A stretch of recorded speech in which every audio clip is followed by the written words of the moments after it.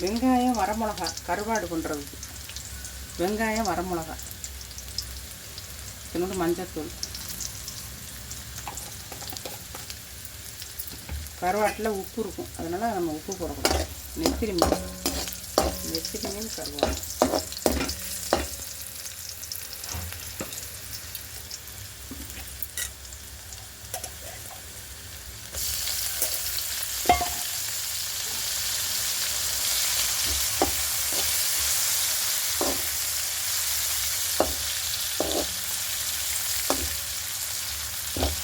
இதோட சேர்த்து சாப்பிடும்போது நல்லாயிருக்கும். தண்ணியை வறுக்கிறத விட அந்த மாதிரி வெங்காயம் வரமிளகாலாம் போட்டு வறுத்து எடுத்தோம்னா நல்லாயிருக்கும் ருசியாக.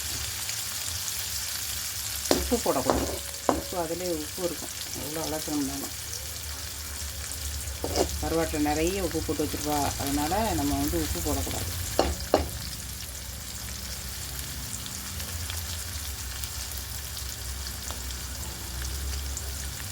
நல்லா அலசி சுத்தம் பண்ணிவிட்டு கம்ப்ளீட்டாக அந்த விலையெல்லாம் எடுத்துடணும். எடுத்தா அந்த வறுத்ததுக்கும் நல்லா இருக்கும் கருவாடு.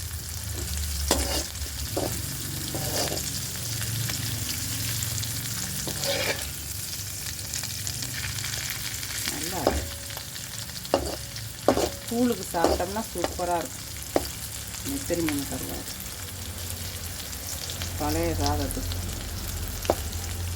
இப்போ எங்கேயும் பழைய சாதம் சாப்பிட்டோம், இருந்தாலும் தண்ணி ஊற்றி சும்மா சுடு சாப்பாடு சாப்பிட்டாலே கருவாடை கழுவி சாப்பிடலாம்.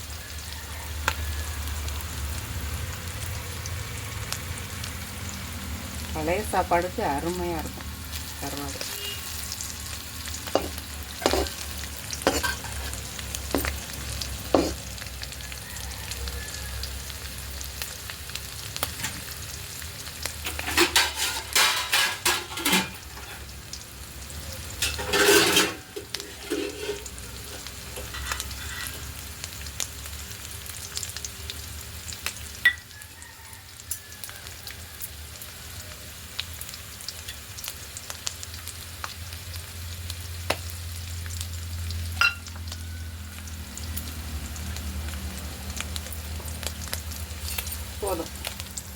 போதும் வறுத்துட்டு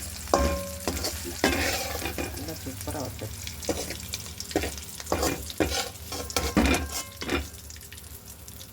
சூப்பராக வறுத்து நீ எடுத்துகிட்டு வந்து